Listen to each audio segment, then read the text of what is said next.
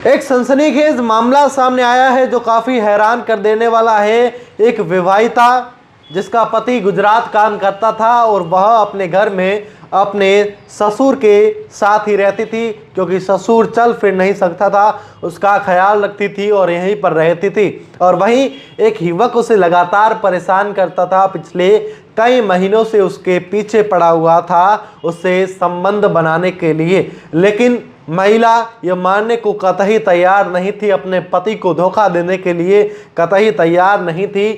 लेकिन उस लड़के ने विवाहिता को लगातार परेशान किया, उसको डराया धमकाया और उसके साथ आखिरकार रेप भी कर लिया और उसके अश्लील फोटो और वीडियो भी अपने मोबाइल फ़ोन में उतार लिए। और उसके बाद लगातार पिछले 3 महीनों की बात करें तो वह युवक उस विवाहिता को लगातार परेशान करता रहा कि वह उसके साथ शारीरिक अवैध संबंध बनाए।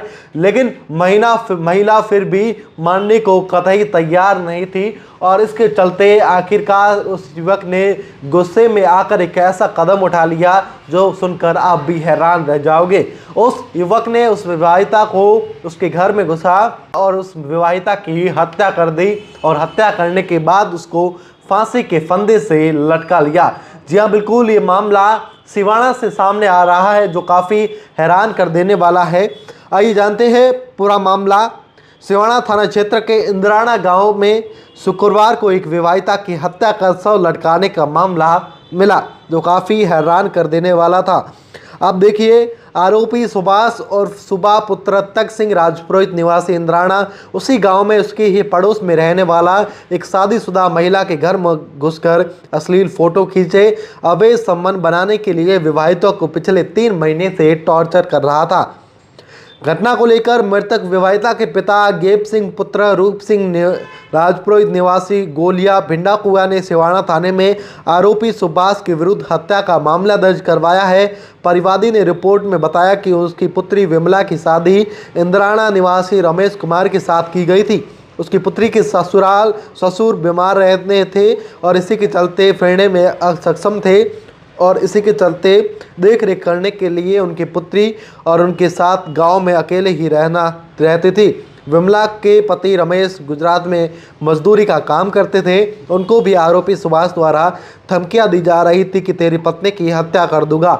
और रिपोर्ट में जिस आधार पर बताया गया है कि उस युवक सुभाष ने उस महिला के घर पर जाकर, जो विवाहिता थी उसके घर पर एक दिन पहले गया था और वहां पर घर के आगे आकर धमकी दी थी कि तुझे मार दिया जाएगा और हे किया और युवक उस विवाहिता के घर पर घुसा और उसको फांसी के फंदे से लटका दिया जिससे उसकी मृत्यु हो गई।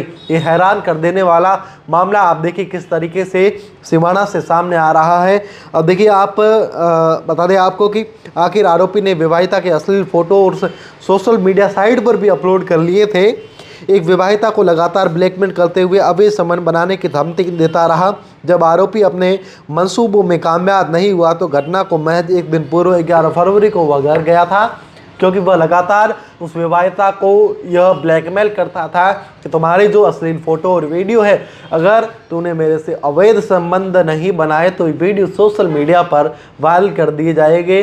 लेकिन फिर भी उसने ये सोशल मीडिया पर वायरल कर ही दिए और उसके बाद उस विवाहिता को धमकी दी और दूसरे दिन उसको फंदे से लगा दिया जिससे उसकी मृत्यु हो गई। अब इस पूरे मामले को लेकर पुलिस पूरे मामले की जांच पड़ताल करने में लगी हुई है कि आखिर वह युवक उस विवाहिता को किस कारणों से, मतलब कब से परेशान करते हुए आ रहा है। और अपडेट के लिए जुड़े रहिए द खटक से। मैं आपका साथी राजेंद्र सिंह, शुक्रिया।